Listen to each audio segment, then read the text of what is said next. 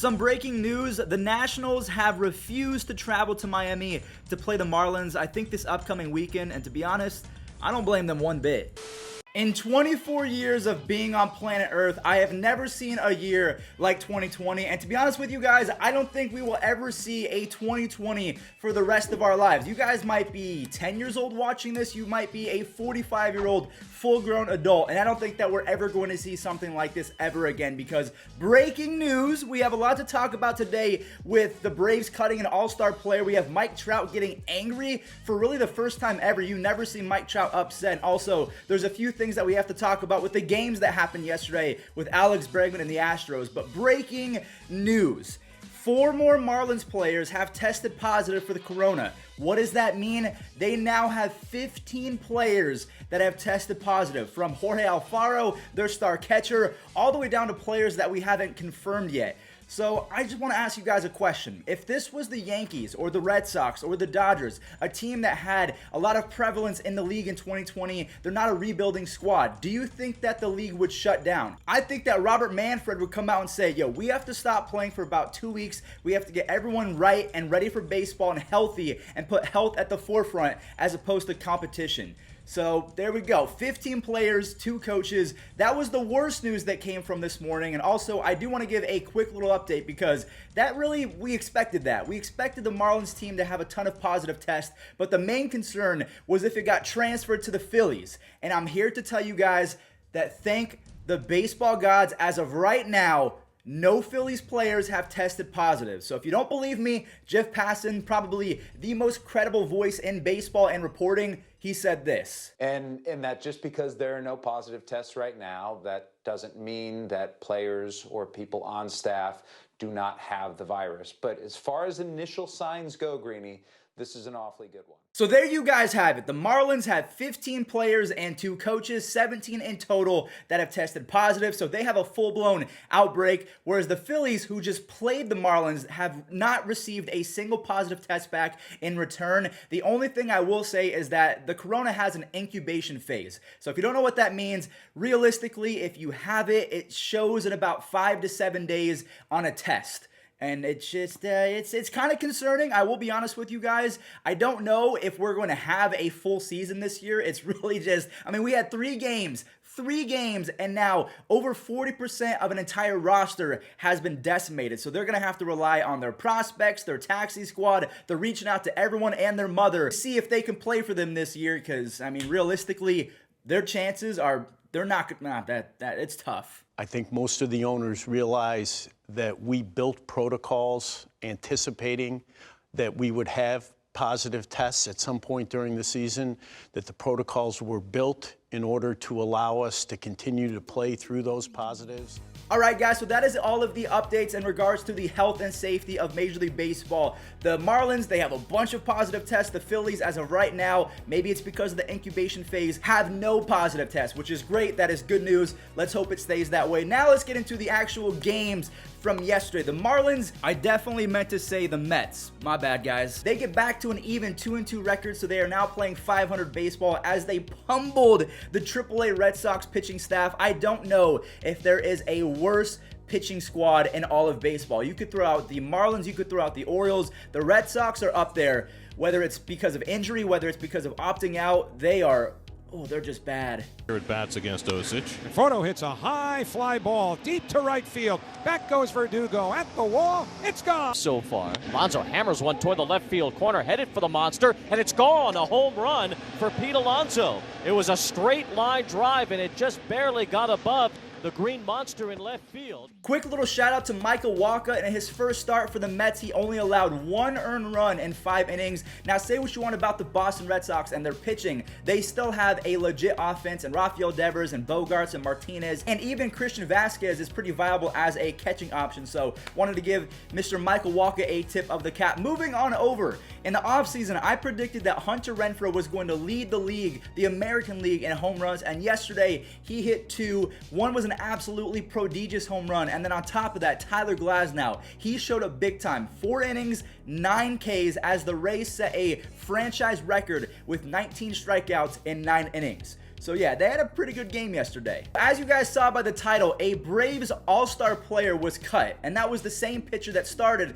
against the Rays just yesterday. Mike Foltynewicz, or Fulton, however you want to say his name, he was designated for assignment. The Braves are done with him, which is crazy to me because he made an All-Star team. In the 2019 postseason, the last game that he threw, he had a 7-inning gem in the playoffs, and then they said, all right, we're done with you. And the biggest reason why is because he was throwing 96 to 97 miles an hour. I mean, he averaged about 95, but yesterday he was around 90 to 91, and he blamed it on faulty radar guns. He blamed it on the weather, and they said that's not a good enough excuse for us, we're done. And they released one of their best pitchers, which is crazy because Julio Teheran is gone, Mike Foltynewicz is gone. The Braves, I mean, their offense is stacked, but their pitching is a little bit suspect right now. The only really guys that are going to carry them are Max Fried and Mike Soroka, because Sean Newcomb, he didn't look good either. Who would have thought that John Lester would start 2020 by throwing 5 no-hit innings against the Cincinnati Reds, one of the best offenses in baseball, and then be taken out? So 5 innings, did not give up a single hit, only struck out 1 guy, and then he was taken out, and guess what happens?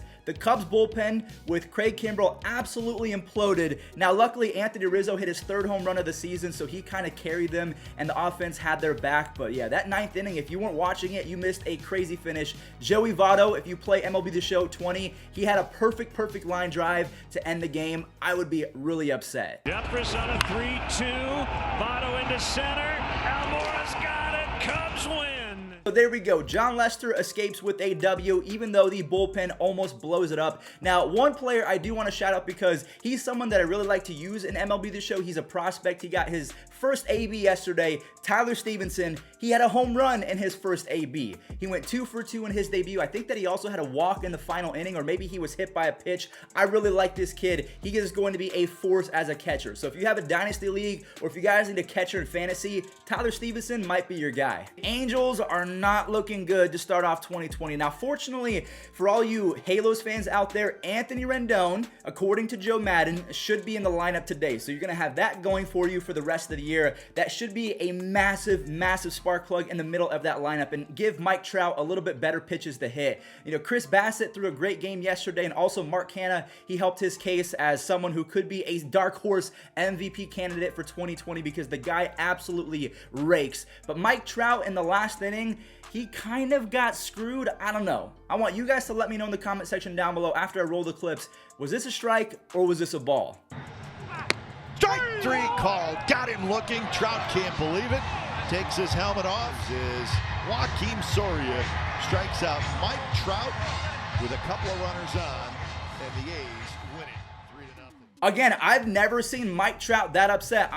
Honestly, I thought that he was about to get ejected. The helmet came off. He pretty much got in the face of the umpire, and then I think his brain was like, okay, I probably should not be doing this because, 1, I'm Mike Trout, but 2, he doesn't even shake the hands of his teammates after they win a game or anything. He is fully in social distancing mode. He said, okay, I got to turn the opposite way and then put in my 2 cents. Really just odd. I've never seen Mike Trout that upset. But moving on to the Astros, I know you guys just love them so much. They're still really good. I don't care what you guys say. Alex Bregman hit his first home run of the season, which was his 100th career home run, and then Jose Altuve, he got in on the action as well as they both hit their first ding-dongs of 2020.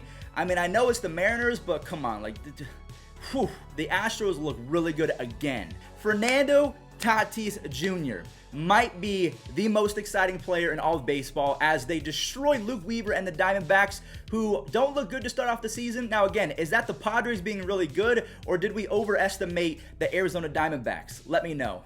Weaver set at the belt. Now the pitch. Swinging a hard hit liner through the left side for a base hit. Ahmed Dove couldn't get there. He's into third with a bases clearing triple. And just like that, the Padres have come all the way back. In the air to right field. Olivares waiting on it. Padres win.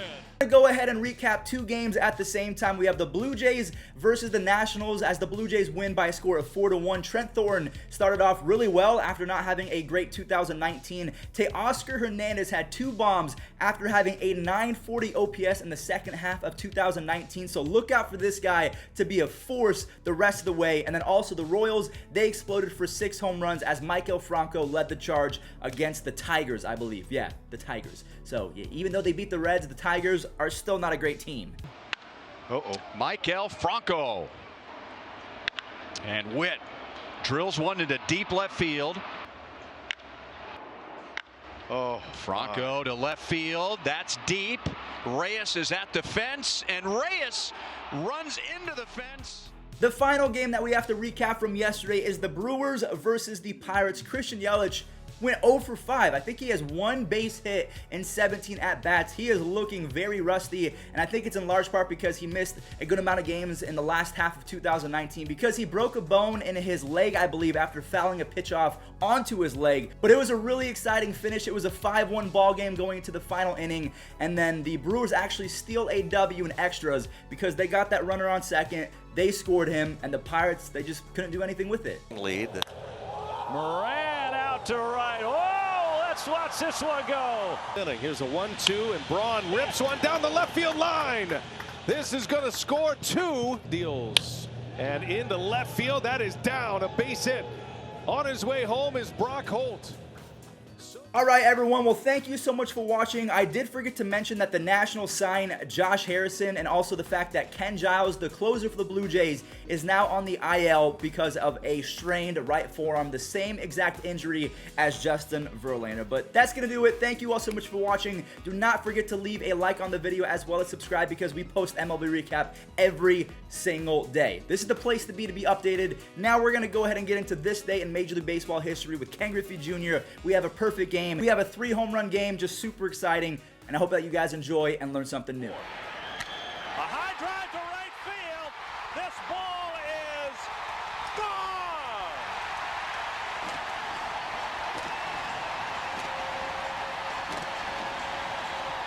Trout on its feet here in Arlington. 2 outs in the 9th. The fly to center field. Greer there. He's got it. A perfect game. Oh, baby. Kenny Rogers pitches the 11th perfect game in Major League history. Bay in the second. And Ike drives one to deep center field. To repeat, though. And Davis hits another one to center field. Off speed, driven, deep right field, right down the line. That ball is out of here. Ike Davis with his 3rd home run of the game. A bullet down the right field line.